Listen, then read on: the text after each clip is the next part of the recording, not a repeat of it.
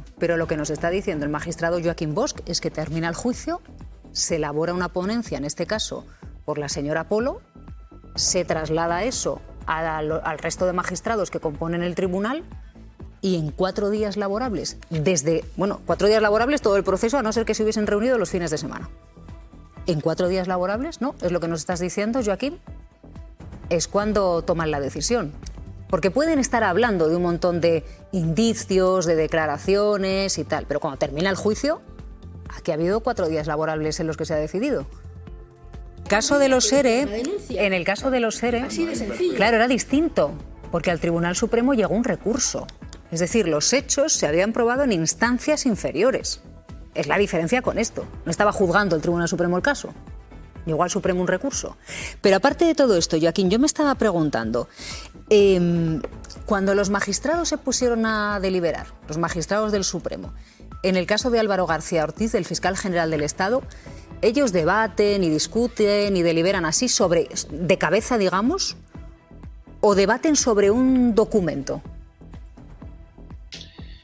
Vamos a ver, por partes, aunque sea brevísimamente, sobre filtraciones, es que en esta causa contra el fiscal general ya se han producido muchas filtraciones y además de una enorme gravedad que han afectado a la intimidad del propio fiscal general, de miembros del Consejo General del Poder Judicial. Por otro lado, el tema de que se haya anticipado el fallo, efectivamente es la primera vez que se anticipa un fallo en un procedimiento en el que se enjuician los hechos.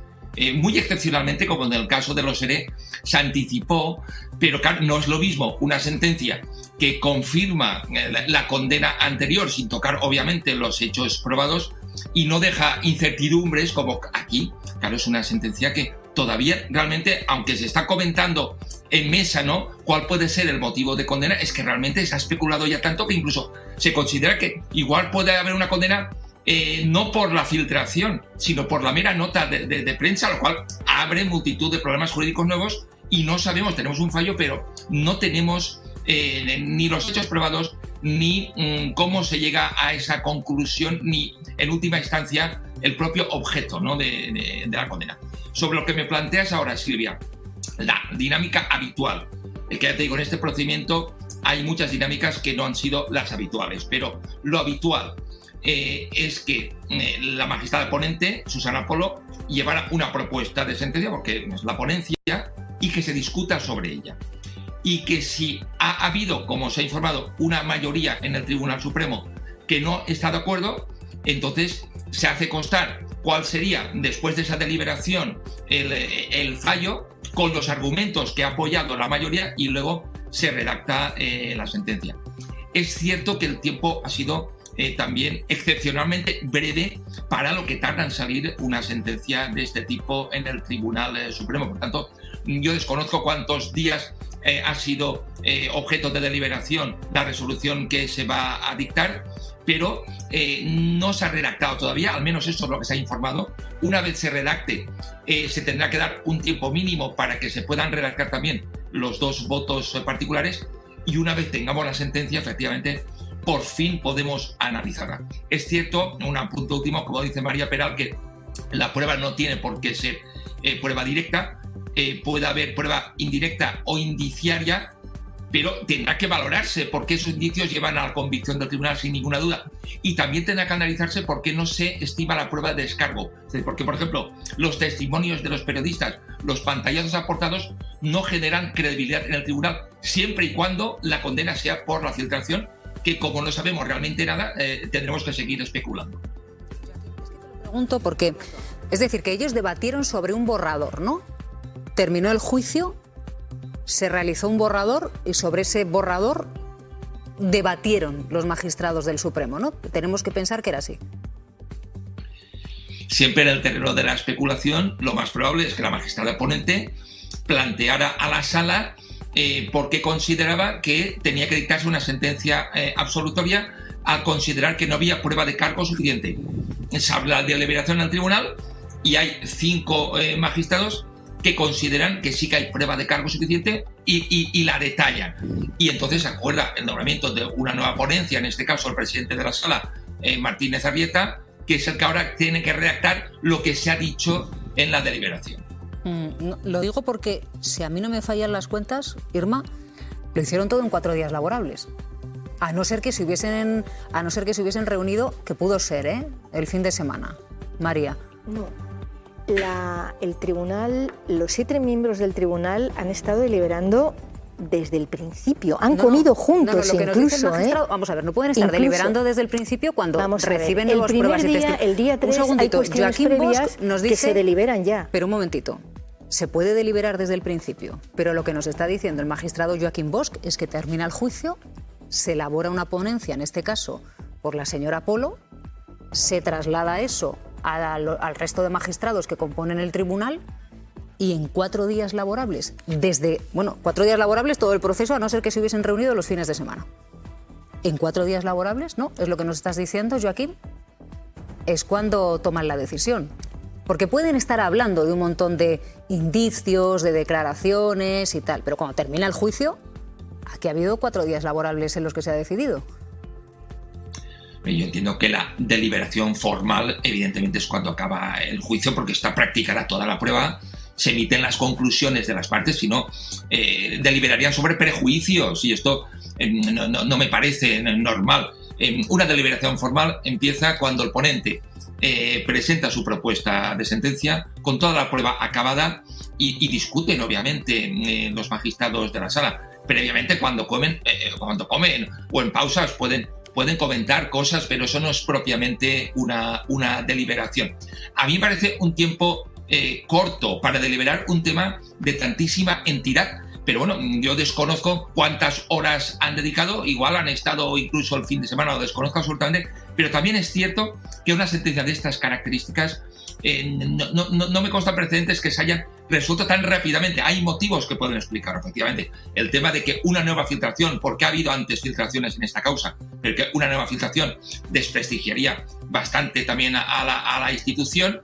El tema de que es una cuestión de enorme relevancia en la sociedad, pueden haber justificado esa rapidez, pero yo no querría que esa rapidez en la deliberación hubiera perjudicado, digamos, la calidad de la misma, y al mismo tiempo que hubiera dificultado alguna posible condena con consenso de toda la sala, porque a veces la deliberación, cuando se hace en condiciones, acaba modificando las posiciones previas y a veces incluso pues llega a posibles consensos.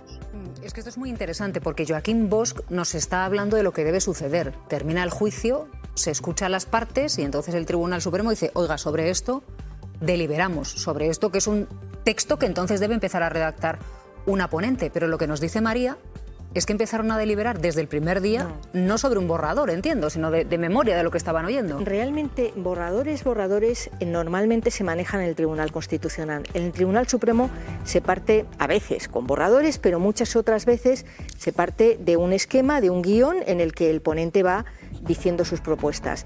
La valoración de lo que va sucediendo en el juicio se va haciendo durante muchos días, de manera que cuando llega formalmente el primer día de deliberación no se parte de cero. Esto es como cuando tú estás preparando un estudio académico y empiezas a coger fuentes distintas, a hablar con colegas y después te pones a escribir. Bueno, pues es un procedimiento parecido. Lo anterior es deliberación. Bueno, formalmente puedes decir que no o formalmente puedes decir que sí, pero cuando llegan después del juicio, empezaron a reunirse esa misma tarde, además.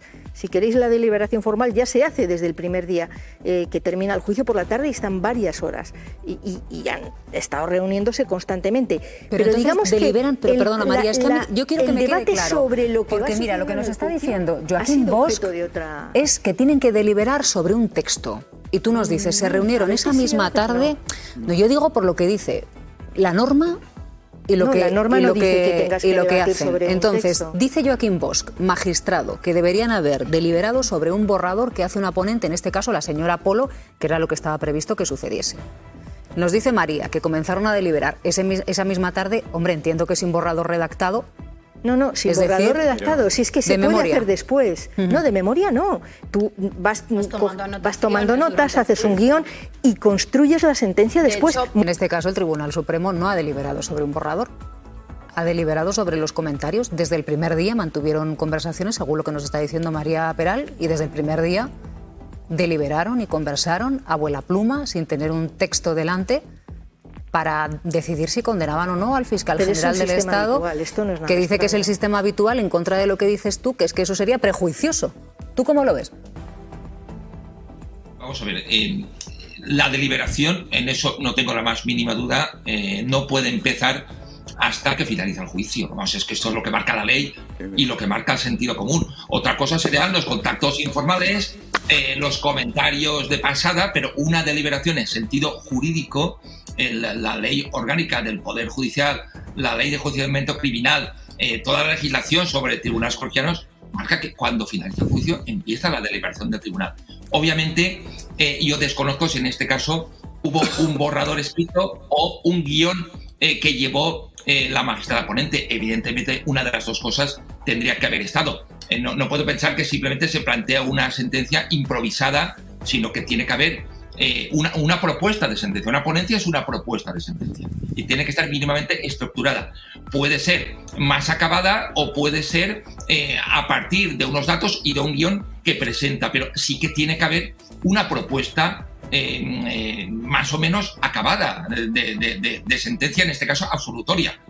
A partir de ahí empieza la deliberación. Cuando acabaron las sesiones del tribunal, si por la tarde empezaban a deliberar, bueno, pues tenemos una tarde. Hubo varios días a continuación. Si el Tribunal Supremo estuvo todos esos días deliberando sin parar, pues puede haber habido tiempo suficiente. A mí me parece que para un tema de este tipo quizás se exigía un mayor análisis de la cuestión y más detallado. A mí me ha parecido muy rápida una sentencia de este tipo, pero si está justificado que han deliberado lo suficiente y esto no ha dañado la calidad de la deliberación, pues cuando veamos la propia sentencia también quizás entendamos mucho más cosas sobre cómo ha podido desarrollarse la deliberación. Bueno, yo no tengo tan claro que tenía que haber dimitido, ¿no? Porque una de las consecuencias de esta sentencia es que desde ya una estrategia de defensa viable en España es ir contra la Fiscalía. Porque esta sentencia lo que deja claro es que el derecho que tiene la Fiscalía a esclarecer la verdad queda limitado, al parecer, por la privacidad de las personas que son investigadas, ¿no?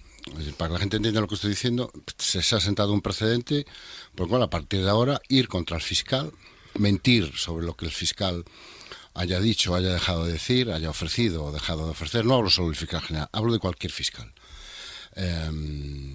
Pues se convierte en una estrategia viable de defensa para después llevarlo ante el tribunal, provocar que tenga que ser apartado de la causa e incluso provocar la nulidad del juicio, que es una de las graves uno de los graves precedentes que se sientan aquí, ¿no? Las dos posturas yo creo que tienen pros y contras, dimitir, no dimitir. Yo sinceramente creo que el mejor servicio que se le podía prestar a la Fiscalía era aguantar hasta el final, aunque solo sea para reforzar el precedente. Solo hay que pensar hasta el final, que es hasta conocer el argumento de la sentencia. No, hasta una vez que hay condena, el argumento de la sentencia, en todo caso, ya es una cuestión legal, ya tiene un interés legal, políticamente ya no tiene más salida.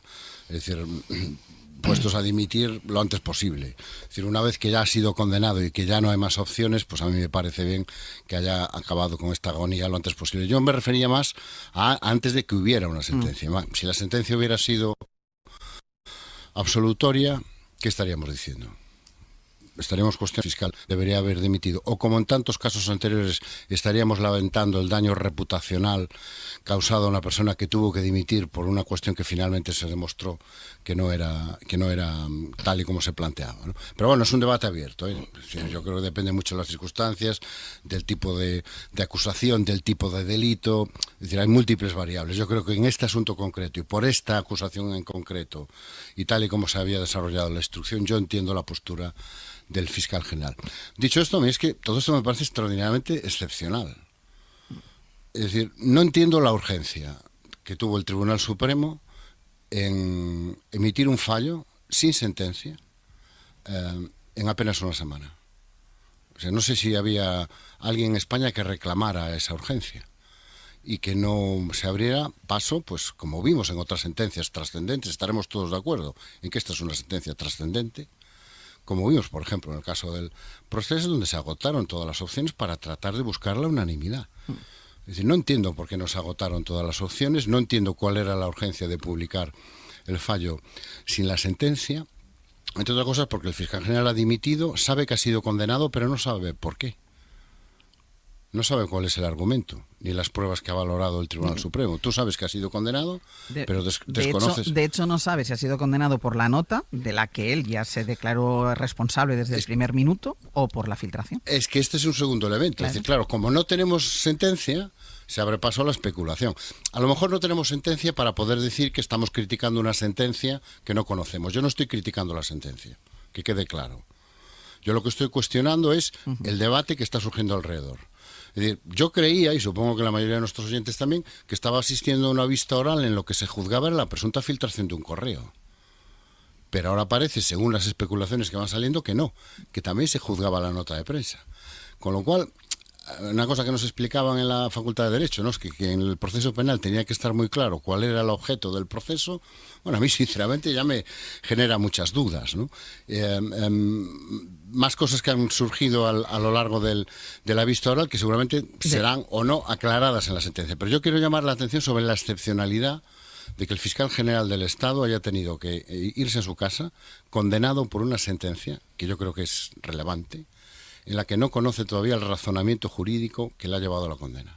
De hecho, sobre esto que estabas diciendo, recordábamos el viernes, después de conocer el fallo, como el abogado defensor del fiscal, en un momento de sus alegatos finales, dijo aquello de: es que exactamente no sé de qué nos estamos defendiendo, porque no tenía claro si estaban defendiéndose o de la filtración, que por ahí había empezado todo, o de la nota, y la nota no tenía duda que la responsabilidad, porque la había asumido él desde el primer momento, era del fiscal general del Estado. Esa será una de las cosas que tendrá que aclarar el Supremo, porque fue el Supremo el que derivó la investigación al correo y el que dijo en pronunciamiento formal que en la nota no había nada aparentemente no era relevante. Si ese cambio se ha producido, será una de las cosas que tendrá que aclarar la sentencia. ¿En qué momento y por qué se produce ese cambio? Carlos. Sí, no, el fiscal general del Estado hace muy bien en renunciar, empezar la semana con la renuncia, porque está condenado, guste más o menos, está condenado, y no es presentable que un fiscal general del Estado, evidentemente, ejerza sus funciones estando condenado. Yo sí creo que también debió haberse ido antes,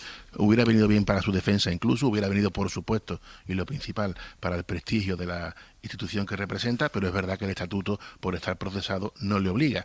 El estatuto del año 81, yo creo que al legislador se le olvidó tener en cuenta eso, como ocurre muchas veces, pero bueno, es verdad que técnicamente no está obligado. Si decimos que no, que se ha condenado sin prueba, es que no sabemos la sentencia. La sentencia tendrá que tener un apartado que diga hechos probados, ahí habrá que estudiarla, y fundamentos de derecho. Mientras no tengamos eso, podemos especular todo lo que se quiera. Yo creo que ha sido un despropósito publicar el fallo sin la sentencia, porque la argumentación es fundamental en un tribunal que ha tenido 7 magistrados, 7, que por cierto, hay otro que fue el juez instructor del Supremo que envió el caso a juicio, que también está claro entonces cuál es su pronunciamiento. Pero estar tantos días sin conocer la argumentación de los señores magistrados está dando baza que una vez más estemos ante el 10º capítulo de la España de los Goya, dándonos garrotazos, porque el caso está evidentemente, estaremos todos de acuerdo, altísimamente politizado. Desde el momento que, por supuesto, estamos ya con las etiquetas de los jueces de conservadores, progresistas, no se nos olvide nunca el juez instructor, porque han sido, insisto, 8 magistrados los que han conocido de la causa, el proceso ha sido absolutamente garantista y este señor ha sido condenado y hace muy bien con lo que ha hecho hoy. Berna, ¿qué querías hablar? Sí, no, al respecto de si debió dimitir antes, que bueno, pronto va a ser un debate caduco porque ya ha dimitido, pero yo quiero recordar la batalla inclemente que hicimos, y justa y legítima, los medios de comunicación, los medios serios entre los que nos encontramos hace años, hace 20, 15 años, cuando había toda esa retahíla de políticos imputados que no dimitían, ¿no? Y estoy recordando el caso Gürtel, el caso Púnica, diversos casos que ha habido. Y hicimos batalla porque se requiriera la dimisión cuando alguien ya pasaba a procesado y a imputado, ¿no? Y de hecho algunos partidos lo incluyeron en sus códigos. Y hemos dado marcha atrás, es decir, igual que yo lo defendía entonces y que lo hemos defendido entonces, creo que tendría que haberse defendido, y yo por eso lo sigo defendiendo, que si está procesado, si está ya imputado y va a sentarse en el banquillo, debe retirarse, y debe retirarse máxime, siendo una autoridad tan alta del Estado, para no comprometer, bueno, como ha dicho ahora Carlos, para no comprometer la dignidad de la institución, para organizar su defensa, que no sea este espectáculo de la toga sí, la toga no, la abogacía del Estado. Francamente creo que eso debía haberse evitado, ese efecto trinchera. Pero bueno, como digo, creo que este va a ser un debate ya caduco Pasa que algo que decimos muy a menudo, Berna, que este país tiene pendiente, que se hace con la restauración una vez y hay una sentencia que no sé cuál hubiera sido, que no sea condenatoria. Pues es decir, igual podría haber vuelto. Claro, ¿no? uno se aparta de sus cargos, de sus responsabilidades, después, y lo hemos vivido en más de una ocasión, luego hay una sentencia absolutoria, si te he visto no me acuerdo. Sí, pero bueno, yo quería también subrayar el tema de nuevo habla Carlos de vamos a ver las pruebas o vamos a ver los indicios, vamos a ver, salvo que haya habido alguna diligencia secreta que se nos ha escapado, ya que no pudimos ver el juicio porque no se permitió la señal, salvo ciertos cortes, pero vamos, ya me extraña que se le haya escapado a todas las partes, es que no hemos visto nada que concluya que este señor reveló esos secretos. No hemos visto absolutamente nada. Como digo, tanto los testimonios de los periodistas, entre ellos Miguel Ángel Campos, como los testimonios de los peritos, como los testimonios que venían de Moncloa, se fue cayendo todo.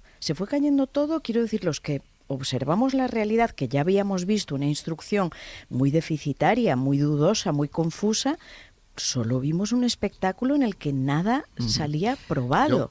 Y en ese sentido, bueno, estoy deseando leer esa sentencia, a ver qué malabares hacen para justificar esto que parece de todo punto injustificable. Antón. Hombre, yo, cuando hay tanta gente, empezando por sus señorías, preocupados por el bienestar de las instituciones y por la imagen y la integridad de las instituciones, sigue llamándome poderosísimamente la atención la prisa por hacer pública la sentencia. Sí. O sea, me resulta, yo no voy a entrar a especular sobre el texto de la sentencia, entre otras cosas porque forma parte de la trampa. Es decir, yo publico el fallo y así el argumento que tengo para defenderme, está usted criticando una sentencia que no conoce. No, yo critico la urgencia. Porque la urgencia no sé exactamente qué interés general defendía. No creo que nadie tuviera mucha prisa en conocer esa sentencia, que la diferencia entre una semana, 2 semanas, 3 semanas sería en términos jurídicos completamente irrelevantes. Y me llama mucho la atención que está claro que mucho debate jurídico no se ha querido establecer.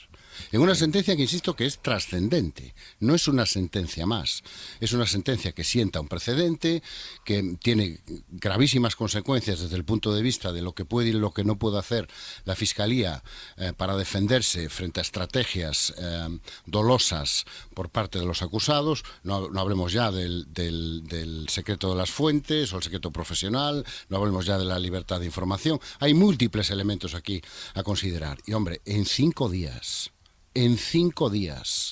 publicando antes el fallo que la sentencia, para que estemos ahora en la sombra de que dice que no deja de decir. Exactamente, ¿cuál era la urgencia? ¿Dónde estaba la prisa? ¿Cuál era el valor supremo que nos lleva a que el fiscal... Porque eso fue curioso. No, bueno, fue la coincidencia. Hay una coincidencia que me llama mucho más la atención, que es que coincide justo el día que sabemos que la feliz pareja por fin ha podido comprarse el ático. Entonces me resulta todavía mucho más dañina la coincidencia. Carlos, que no sé si querías añadir algo. Muy breve, insisto que a mí me parece un despropósito el fallo y la sentencia, y claro, la causa no sé si puede estar en que su señoría, ellos mismos han querido evitar una filtración, porque una vez que se decide lo que se falla, hay que redactar la sentencia. Es la única causa que se me ocurre. Evidentemente, las prisas que se ha dado el Tribunal Supremo son muy significativas. Hoy vamos a asistir a la apertura de un juicio que lleva 11 años de instrucción.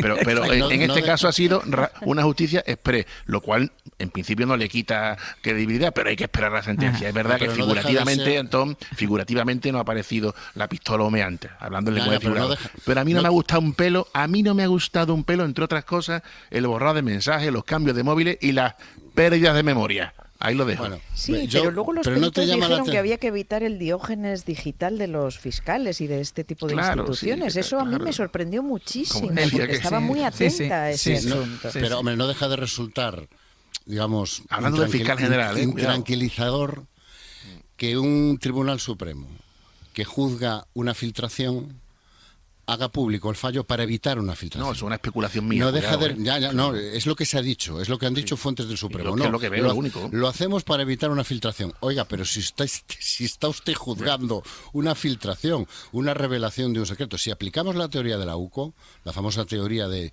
el fiscal tenía el dominio total de la acción, hombre, los únicos que pueden filtrar una sentencia son los 7 magistrados que están juzgando una filtración, lo cual a mí tiene su gracia. Claro, no, dejadme resulta intranquilizador.